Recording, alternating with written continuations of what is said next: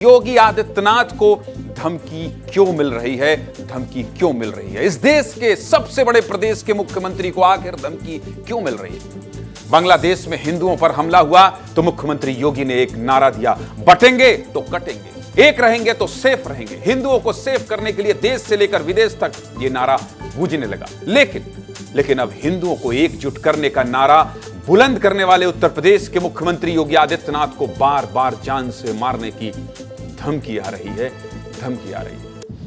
CM Yogi Adityanath को फिर से धमकी आई है। फिर से इसलिए कह रहा हूं क्योंकि बार बार आती रहती है और योगी आदित्यनाथ की सुरक्षा बहुत गंभीर मसला है। सीएम योगी आदित्यनाथ देश के उन नेताओं में शामिल हैं जिनकी सुरक्षा को सबसे ज्यादा खतरा है। इसलिए आज योगी आदित्यनाथ की सुरक्षा पर विस्तार से बात करेंगे। पूरी खबर विस्तार से जान लीजिए, इतनी डिटेल्ड खबर आपको कहीं नहीं मिलेगी। सीएम योगी आदित्यनाथ को 48 घंटे में 2 बार जान से मारने की धमकी मिल चुकी है। नया मामला योगी आदित्यनाथ के शहर गोरखपुर से, जहां पर सैफ अंसारी ने इंस्टाग्राम में कमेंट करके लिखा कि मैं भी योगी को मार दूंगा। इसके बाद गोरखपुर की एक संस्था ने एफआईआर दर्ज कराई और पुलिस ने सैफ अंसारी को गिरफ्तार कर लिया। इसके पहले मुंबई की फातिमा खान ने पुलिस कंट्रोल रूम में मैसेज भेजकर कहा था कि अगर योगी ने 10 दिन में इस्तीफा नहीं दिया तो बाबा सिद्दीकी जैसा हाल करेंगे। बाद में पुलिस ने फातिमा खान को भी गिरफ्तार कर लिया। हालांकि ऐसा पहली बार नहीं है जब योगी को इस तरह से धमकी मिली हो। इसके पहले भी योगी आदित्यनाथ को धमकी मिलने का लंबा सिलसिला है। देख लीजिए, विस्तार से सब कुछ देख रहा हूं, स्क्रीन देख लीजिए। मार्च 2024 में योगी आदित्यनाथ को बम से उड़ाने की धमकी मिली थी और इसके लिए पुलिस मुख्यालय में तैनात कांस्टेबल के सरकारी नंबर पर कॉल आया था। डिटेल बता रहा हूं, सब कुछ जान लीजिए। जनवरी 2024 में आतंकी पन्नू ने वॉइस मैसेज करके धमकी दी। पन्नू ने अयोध्या से गिरफ्तार 3 आतंकियों को छोड़ने की मांग की थी। अप्रैल 2022 में व्हाट्सएप पर योगी को बम से उड़ाने की धमकी आई। बाद में साइबर सेल ने धमकी देने वाले को राजस्थान से गिरफ्तार कर लिया। इसके अलावा कई बार सीएम को यूपी के डायल 112 के व्हाट्सएप नंबर पर जान से मारने की धमकी आई है। अप्रैल 2021 में डायल 112 के व्हाट्सएप नंबर पर मैसेज आया कि मुख्यमंत्री के पास 4 दिन है, 5वें दिन योगी को मार दूंगा। दिसंबर 2020 में भी डायल 112 के व्हाट्सएप नंबर पर योगी को बम से उड़ाने की धमकी आई।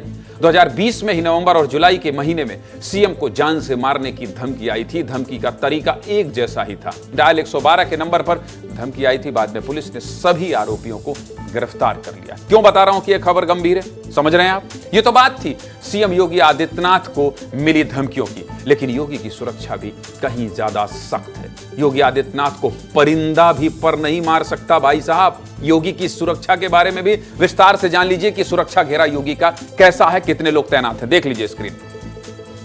वैसे तो योगी आदित्यनाथ को Z+ सिक्योरिटी मिली हुई है, लेकिन Z+ के पैरामीटर के अलावा भी योगी की सुरक्षा में कुछ खास इंतजाम है। योगी आदित्यनाथ के साथ NSG के 25 कमांडो हर वक्त तैनात रहते हैं, हर वक्त। यानी अगर इनकी 8 घंटे की शिफ्ट होगी तो 75 कमांडो केवल सीएम योगी के लिए डेडिकेटेड रहेंगे। जवानों के पास हाईटेक हथियार और बुलेट प्रूफ जैकेट भी होते हैं। सीएम योगी कहीं भी जाएंगे तो उनके काफिले में 5 बुलेट प्रूफ गाड़ियां भी साथ होती हैं।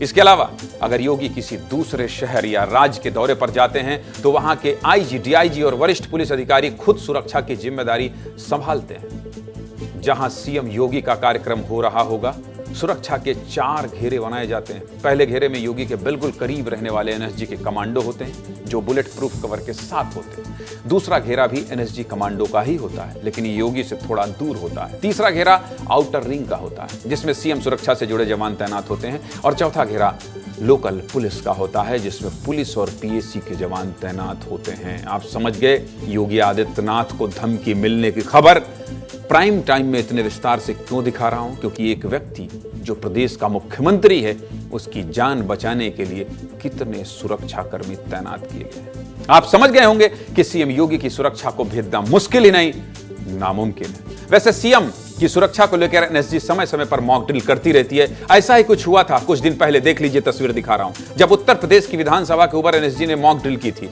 और किसी भी आपात स्थिति से निपटने के लिए NSG के कमांडो कैसे विधानसभा के ऊपर उतरेंगे, देख लीजिए। इसके लिए NSG के हेलीकॉप्टर से जवानों को विधानसभा की छत पर उतारा गया था। हालांकि औपचारिक तौर पर इस ड्रिल को लेकर कुछ नहीं कहा गया था, लेकिन इसे सीएम योगी की सुरक्षा से ही जोड़कर देखा गया था। फिलहाल अभी यूपी की विधानसभा और सीएम योगी के आवास पर सुरक्षा कैसी है, इस पर हमारे सहयोगी आदर्श सिंह ने वहीं से लखनऊ से रिपोर्ट भेजी है। देख लीजिए, दिखाइए।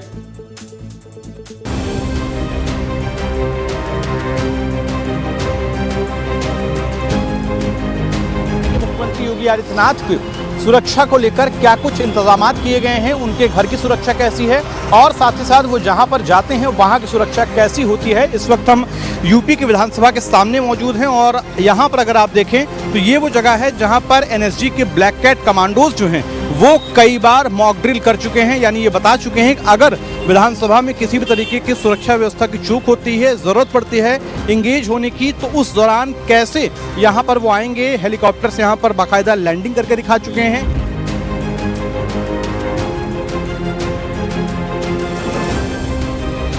मुख्यमंत्री योगी आदित्यनाथ को इससे पहले भी कई बार जान से मारने की धमकी दी जा चुकी है और इसी वजह से उन्हें एनएसजी का ब्लैक कैट कमांडो कवर दिया गया था, लेकिन कुछ नियमावली के बदलाव की वजह से अब सभी जो ब्लैक कैट कमांडो कवर के जरिए सुरक्षा जिनको मिल रही थी उन्हें अब सीआरपीएफ के स्पेशल कमांडोज दिए जाएंगे।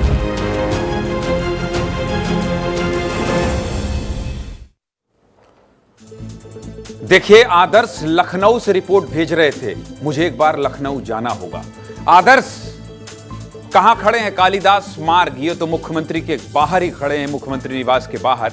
ये जो आपने रिपोर्ट भेजी है आदर्श, इसको लेकर जो योगी आदित्यनाथ को लगातार धमकियां मिल रही हैं, एक तरफ तो बम से उड़ाने की धमकी हर दिन फ्लाइट को मिल रही है कि हम हवाई जहाज उड़ा देंगे, 500 करोड़ से ज्यादा का खर्च हो गया है, लेकिन अब जब मुख्यमंत्री को, वो भी योगी आदित्यनाथ जैसे मुख्यमंत्री को धमकी मिल रही है, उत्तर प्रदेश की सियासत में इसको लेकर क्या चर्चा है और फिलहाल बंदोबस्त क्या है, कितनी चौकन्ना है उत्तर प्रदेश पुलिस?